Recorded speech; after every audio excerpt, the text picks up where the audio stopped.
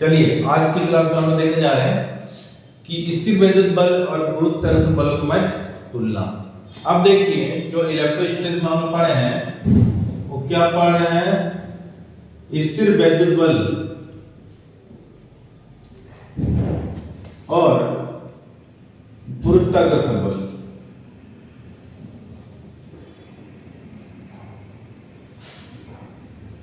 गुरुत्वाकर्षण बलों के बाद तुलना।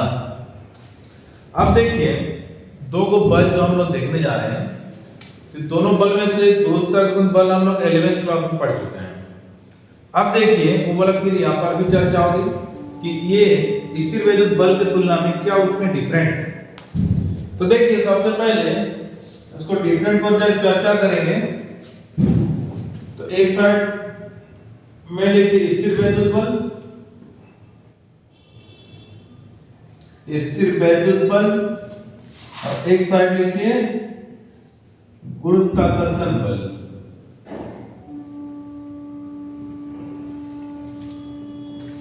अब देखिए इसमें एक नंबर पॉइंट और इसमें भी एक नंबर पॉइंट, दोनों साइड समान रूप से चर्चा होगी। सबसे पहले देखिए कि स्थिर वैद्युत बल कहां पर लगता है।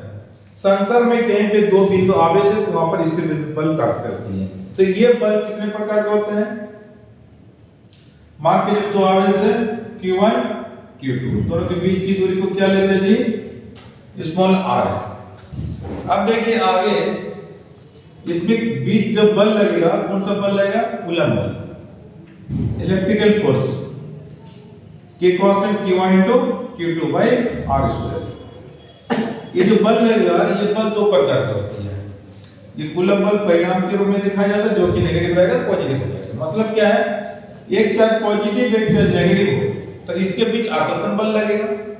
अगर दोनों पॉजिटिव हो तो इसके बीच विकर्षण बल लगेगा। तो इसमें क्या लिखना है कि स्थिर वैद्युत बल आकर्षण तथा विकर्षण होते हैं, लेकिन गुरुत्वाकर्षण बल में कहीं पर भी दो पिंड रहे, इसका द्रव्यमान m1 और m2 ले लीजिए, दोनों के बीच की दूरी स्मॉल r कर दीजिए। ये जो बल लगेगा F बराबर क्या जानते हैं, Fg बराबर जिससे होता है ग्रेविटेशनल फोर्स, और यहाँ पर ये है इलेक्ट्रिकल फोर्स। अब देखिए capital G m1 into m2 बटे r²। इसका मतलब क्या है, G है ग्रेविटेशनल कांस्टेंट, दोनों है द्रव्यमान, और r है दोनों बीच की दूरी, मतलब दो द्रव्यमानों के बीच की दूरी। अब देखिए इसमें क्या हो रहा है कि इसमें सिर्फ एक ही बल कार्य करेगा, इसमें विकर्षण संभव नहीं है, इसमें सिर्फ आकर्षण होती है। तो देखिए गुरुत्वाकर्षण बल से आकर्षण बल होती है, लेकिन ये दोनों होती है, आकर्षण भी और विकर्षण भी। अब देखिए इसका दूसरा नंबर पॉइंट पर विचार किया जाए तो क्या होगा कि स्थिर वैद्युत बल जो काम करती है दो आवेशों के बीच, या तो आकर्षण करेगा या तो विकर्षण करेगा। अब देखिए मान के चलिए ये दो आवेश है, ये Q1 Q2, दोनों आवेश जो है ये कम रेंज पर काम करती है, मतलब बहुत आमने सामने रहेगी तो बहुत ताबड़तोड़ फोर्स दिखाएगा, मतलब अधिक बल दिखाएगा। लेकिन जैसे इसका दूरी बढ़ा है तो दोनों के मध्य लगने वाला बल 0 हो जाएगा, मतलब दूरी बढ़ने पर इसका बल का मान घट जाएगा, घट के 0 भी हो सकता है। अब देखिए ये निश्चित दूरी पर कार्यरत प्रकार बल होते हैं, लेकिन गुरुत्वाकर्षण बल देखा जाए तो दीर्घ परास के बल होते हैं, दीर्घ परास के कार्यरत बल होते हैं, कार्यरत बल होते हैं। दीर्घ परास बोले तो बहुत दूरी पर एक काम करेगा, जैसे सूरज, चांद और पृथ्वी, दोनों के बीच आकर्षण बल है। 15 करोड़ लगभग 15 करोड़ किलोमीटर दूरी पर है, 14 करोड़ 96 लाख दूरी पर है एवरेज दूरी। लेकिन इतना दूरी पर होने के बावजूद सूरज पृथ्वी को खींचती है, ये बहुत दूर तक ये काम करती है गुरुत्वाकर्षण बल, लेकिन ये स्थिर वैद्युत बल ये संभव नहीं है। अब देखिए तीसरा पॉइंट पर अगर विचार किया जाए तो इसका यहीं से दे देंगे परिवार था कि दो आवेशों के मध्य लगने वाले स्थिर वैद्युत बल उनके बीच दूरी के वर्ग का व्युत्क्रमानुपाती होती है, अर्थात एफ ई व्युत्क्रमानुपाती आर स्क्वायर। इससे क्या पता चला कि दूरी बढ़ेगा तो बल का मान घटेगा। इसमें भी वही याद है। तीसरा नंबर पॉइंट देखिए, दूरी बढ़ने पर बल का मान घटेगा तो क्या होगा, दो द्रव्यमानों के बीच लगने वाला गुरुत्वाकर्षण बल उसके बीच की दूरी के वर्ग का व्युत्क्रम होता है। बोले तो एफ जी व्युत्क्रमानुपाती आर स्क्वायर, और दूरी बढ़ने पर गुरुत्वाकर्षण बल का मान घटती है। अब देखिए आगे फोर्थ नंबर पॉइंट, स्थिर वैद्युत बल गुरुत्वाकर्षण बल की तुलना में बहुत शक्तिशाली होती है, जिसका सामर्थ्य कितना होता है, सामर्थ्य मतलब स्ट्रेंथ 10 का पावर 36 एफ जी के बराबर होती है। मतलब स्थिर वैद्युत बल बहुत शक्तिशाली बल होता है, किसकी तुलना में, गुरुत्वाकर्षण बल की तुलना में। लेकिन ये 4 नंबर पॉइंट देखा जाए, ये संसार की दुर्बलतम बलों में से एक है, संसार की। इसका मान कितना होता है शक्तिशाली बलों की तुलना में, एफ ई। इसकी सामर्थ्य कितनी होती है, 10 का पावर -36 एफ ई, मतलब इलेक्ट्रिक फोर्स के इतने के बराबर, 10 का पावर -36 के बराबर।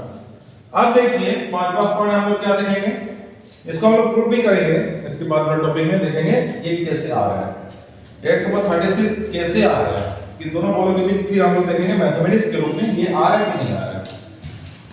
अब आगे देखिए अंतिम पॉइंट, हम लोग देखे थे क्लास में, पिछले क्लास में, कि दो आवेश अगर समान परिमाण के होंगे, ये भी Q1 और ये Q2, दोनों पॉजिटिव हैं, ये बल लगाएगा Q2 पर और Q2 बल लगाएगा Q1 पर, तो इसमें क्या होगा, इसमें क्या होगा, न्यूटन का थर्ड लॉ पालन करेगा। और इसी पर इधर भी अगर चर्चा किया जाए, दो पिंडों के बीच न्यूटन का थर्ड लॉ का पालन करेगा, मतलब थर्ड लॉ के अनुरूप है।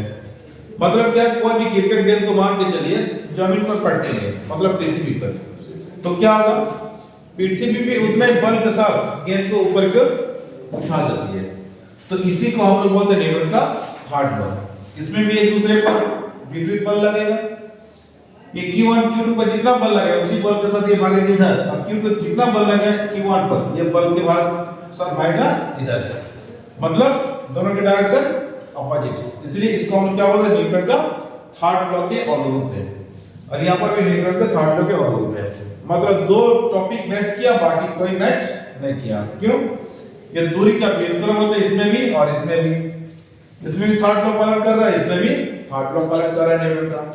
तो बस यही था इसका दोनों का डिफरेंट। अब देखिए बोर्ड लेवल में कैसे सवाल पूछा जाता है, स्थिर वैद्युत बल गुरुत्वाकर्षण बल में से कौन ज्यादा शक्तिशाली है, आप लोग बोलिए कौन ज्यादा शक्तिशाली हो सकता है। इसका सामर्थ्य कितना ज्यादा है, 10 का पावर 36 गुरुत्वाकर्षण बल के समान। अब देखिए आगे ये सही आंसर हो जाएगा, स्थिर वैद्युत बल शक्तिशाली बल है और गुरुत्वाकर्षण बल संसार के सबसे कमजोर बल माना जाता है गुरुत्वाकर्षण बल को। अब देखिए इसके आगे, इसको हम देखेंगे मैथमेटिक्स के रूप में, ये 10 का पावर 36 आ रहा है कि नहीं आ रहा है, इसके बारे में चलिए नेक्स्ट टॉपिक में विचार करते हैं। अब देखिए ये जो सवाल जो है हम लोग देखने जा रहे हैं कि निर्वात में स्थित दो प्रोटॉनों के मध्य लगने वाला स्थिर वैद्युत बल तथा गुरुत्वाकर्षण बलों के मध्य तुलना, बलों की तुलना के बारे में हम चर्चा करेंगे। अब देखिए सवाल क्या है, निर्वात में दो प्रोटॉन्स के मध्य लगने वाले स्थिर वैद्युत बल तथा गुरुत्वाकर्षण बलों की परिणामी की तुलना करें। मतलब क्या है कि देखिए निर्वात में जब इसको सॉल्यूशन करेंगे तो क्या आएगा, निर्वात में देखिए दो प्रोटॉन रखा हुआ है, दोनों के बीच की दूरी को क्या लेंगे, r, इसका द्रव्यमान mp, इसका भी द्रव्यमान mp, मास ऑफ प्रोटॉन। अब इसका चार्ज को लेंगे q1, इसका चार्ज को लेंगे q2।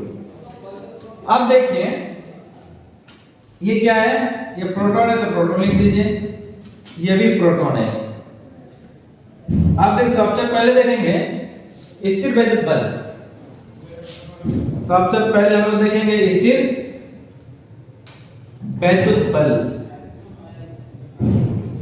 स्थिर वैद्युत बल क्या है, जो कूलम बल है वही है स्थिर वैद्युत बल। स्थिर वैद्युत बल दो प्रकार के होते हैं, तो क्या देखेंगे Fe बराबर क्या है K Q1 × Q/r²। दोनों के बीच की दूरी क्या है r, इसको समीकरण 1 कर दीजिए। अब जो Q1 और Q2 दोनों का चार्ज है, तो इसका चार्ज प्रोटॉन की चार्ज। अब हम लोग देखेंगे गुरुत्वाकर्षण बल। गुरुत्वाकर्षण बल Fg, जिससे होता है ग्रेविटेशनल फोर्स। आप इसको क्या करेंगे, capital G mass of proton दोनों के बीच की दूरी r², इसको समीकरण 2 कर दीजिए। अब क्या करेंगे, समीकरण 1 भागा समीकरण 2। समीकरण 1 भागा समीकरण 2। समीकरण 2 समीकरण 1 क्या लिखे तो समीकरण 1 है Fe बटे Fg।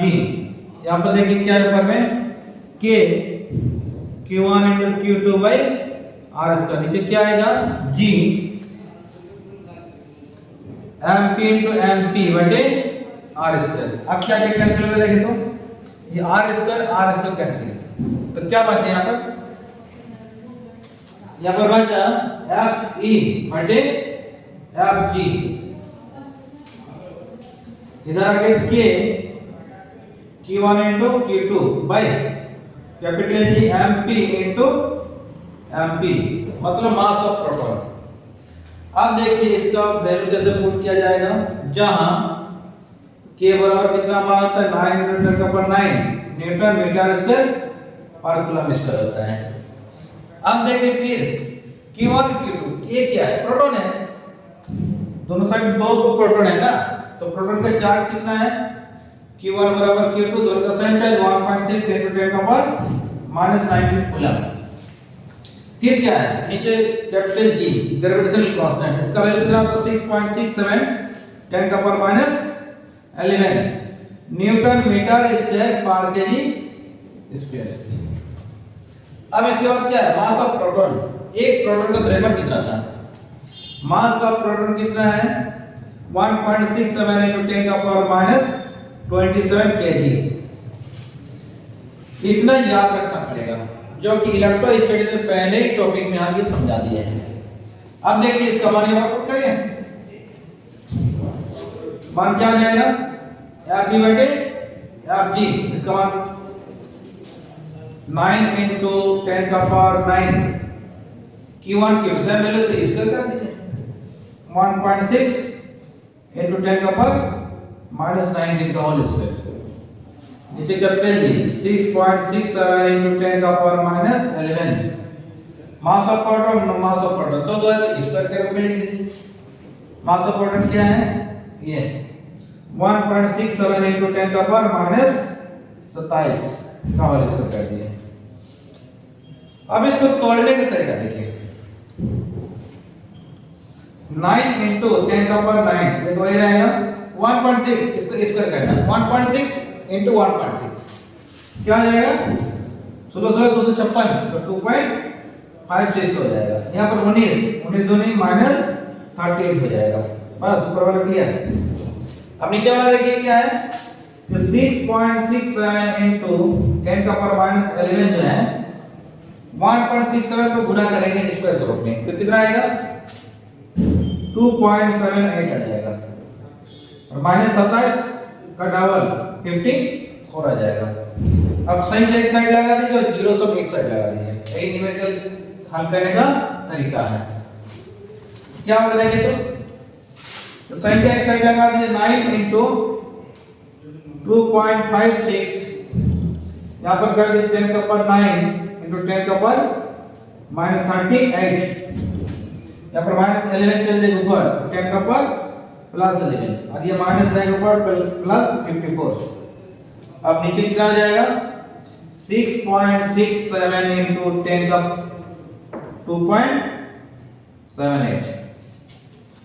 अब देखिए ये संख्या को कैलकुलेट करेंगे ना इसको, इसका मान कितना आएगा 1.24। और यहाँ पर देखिए 9 और 11 20, 20 और 54 कितना जाएगा 74। 74 से 38 माइनस कर दीजिए, देखिए 74 से 38 माइनस कर दीजिए, कितना आ रहा है 36 आ रहा है। यहाँ पर कितना आ जाएगा 10 का पावर प्लस 36। लेफ्ट में क्या है एफ ई है और एफ जी इसके साथ गुना कर दीजिए, एफ जी ये आ गया वैल्यू।